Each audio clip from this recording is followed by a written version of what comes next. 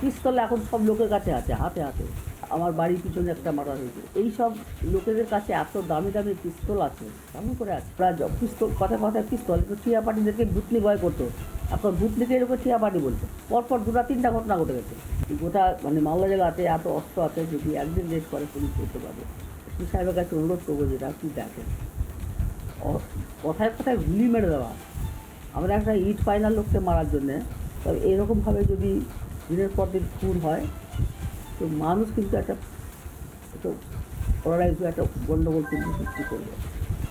পুলিশের গোয়েন্দা বিভাগ আছে, সেই বিভাগ কি ফেল করছে? হতে পারে, কেন ওর কথার উত্তর আছে। শাসনের বললাম তো, প্রশাসন সব ঘটনার সামনে থাকে না।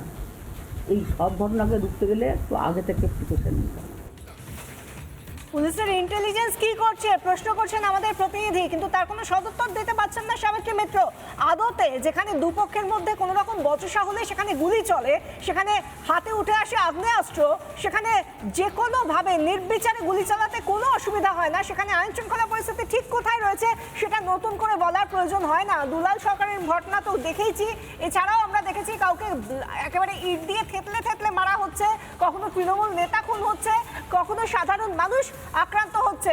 এবং যে ছবি আমরা দেখাচ্ছি ইংরেজবাজারের ছবি, তার পাশে শুধু এখানেই শেষ নয়, মালদারি ভূতনি হোক বা কালিয়াচক হোক বা ইংরেজবাজার, একসঙ্গে তিনটে ছবি দেখাচ্ছি।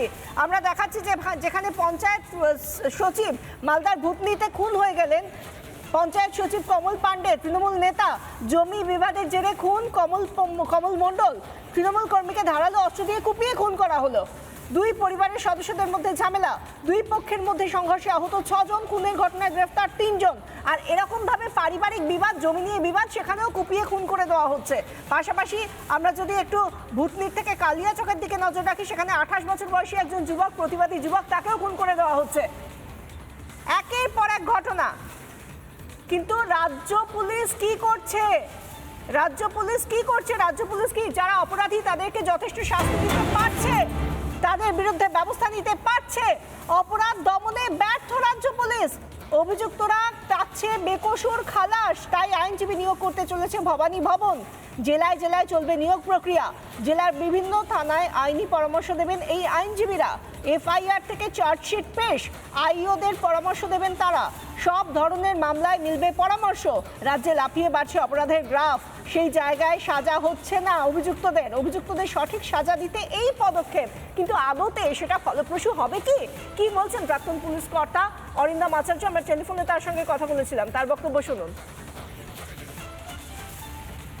দীর্ঘদিন আগে টিপিদের কি কি কাজ করতে হতো, কি তাদের ফুটব্যাক, কি সমস্ত ফল্ট, সেগুলো আজকে এসপিরা কিন্তু একটা পার্সু করতে, এসপিরা যে কোন কেসে চার্জশিট হলে পানিশমেন্ট হলো না, কোন কেসে আজকে ফাইনাল রিপোর্ট দেওয়া হলো, কেন হলো, এইগুলো আজকে পার্সু করার পরে আইওদের সাথে একটা সিটিং হতো। বহুদিন আগে আমরা এই সমস্ত পিপিদের সাথে বসতাম।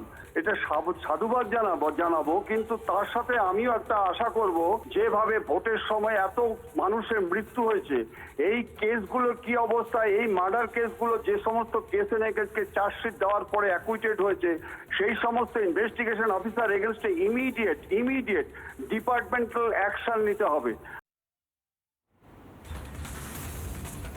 প্রাক্তন পুলিশ কর্তা বলছেন এই সমস্ত ক্ষেত্রে অ্যাকশন নিতে হবে, কিন্তু এই যে এখন আইনজীবী নিয়োগের ভাবনা ভবানী ভবনের, তাতে করে কি সত্যি আটকানো যাবে বেকসুর খালাস পাওয়া অপরাধীদের বিরুদ্ধে?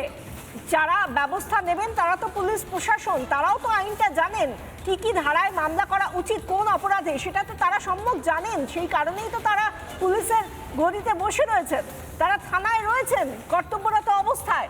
যদি আইনানুগভাবে কাজ না করেন তারা যদি আইনটা না জানেন, আইনজীবী নিয়োগ করেও কি তাদের যে সক্রিয়তা সেটা সত্যিই বাড়ানো যাবে? এই নিয়ে দ্বিমত রয়েছে।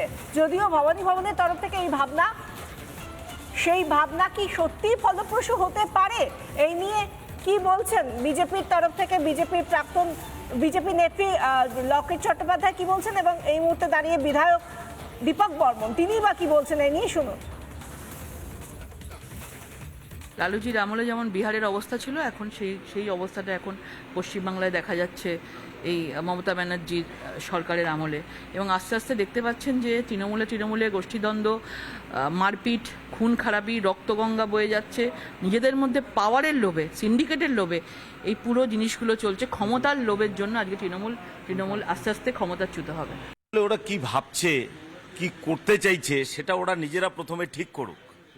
আজকে পশ্চিমবঙ্গে ল অ্যান্ড অর্ডার সিচুয়েশন যেভাবে ডেটোরিয়েট করছে ডে টু ডে, আজকেও খবরে দেখলাম বিভিন্ন জায়গায় 2 বা 3টে শুট আউট হয়েছে। কিভাবে তারা ল অর্ডার মেনটেন করছে, আজকে তৃণমূলকে মারছে, এটা আসলে তাদের যে কাটমানির ভাগবাটোয়ারা নিয়ে এগুলো চলছে। ল অ্যান্ড অর্ডার মেনটেন করার জন্য ওরা যদি আজকে উকিল নিয়োগ করে, তাহলে পুলিশের আর দরকার কি? অধীর চৌধুরী, কংগ্রেস নেতা, তিনি এই বিষয়টাকে কিভাবে দেখছেন? আদতে কি আইনজীবী নিয়োগ করলে এ রাজ্যের আইন শৃঙ্খলা পরিস্থিতি ভালো হবে? যেভাবে ঊর্ধ্বমুখী গ্রাফ অপরাধের, তাকে কমানো যাবে? কি বলছেন অধীর, শুনুন। তৃণমূলের ঝামেলা মানে গুলি চলবে সেখানটা, কারণ সবারই পকেটে পিস্তল। আপনি কি করবেন? পেটে মদ, কোমরে পিস্তল, পকেটে পয়সা, পরিণাম গুলি, খুন, ধর্ষণ, দুর্নীতি। আইন বলে কিছু নেই তো পশ্চিমবঙ্গে, প্রশাসন বলে কিছু নেই। পশ্চিমবঙ্গে পুলিশ নিজে মার খাচ্ছে, পুলিশ নিজে কেলানি খাচ্ছে, পুলিশের উপরে গুলি চলছে, পুলিশ কি করবে? পুলিশ কি করবে? পুলিশ কিছু কি করার জায়গায় রয়েছে? এই নিয়ে কি বলছেন কার্তিক মহারাজ, বেলডাঙ্গার ভারত সেবাশ্রম সংঘের প্রধান, শুনুন। খাদ্যের অভাব দূরীভূত হয়েছে, সবুজের সমারোহ হয়েছেন, হেভি ইলেকট্রনিক্সের আমদানি হয়েছেন, বিজ্ঞান অনেক চলে গেছে, অনেক পৌঁছে গেছে। আমরা চন্দ্রযান করছি, কিন্তু ভারতবর্ষের মানুষ তৈরি করার চিন্তা করেন, ম্যান মেকিং মেশিন, যেটা স্বামী বিবেকানন্দ করেছিলেন, যেটা আচার্য স্বামী প্রণবানন্দজি মহারাজ যেটা চেয়েছিলেন। আমরা যদি আবার সেই জায়গায় ফিরে না আসি, তাহলে ভবানী ভবন কেন, কোনো কিছু দিয়েই এটা রোধ করা যাবে না। নানা ধরনের কন্টেন্ট দেখার জন্য লাইক করুন, শেয়ার করুন আমাদের ফেসবুক পেজ, সাবস্ক্রাইব করুন আমাদের ইউটিউব চ্যানেল। পাশাপাশি অন্যান্য ব্রেকিং নিউজের জন্য অবশ্যই চোখ রাখুন রিপাবলিক বাংলায়।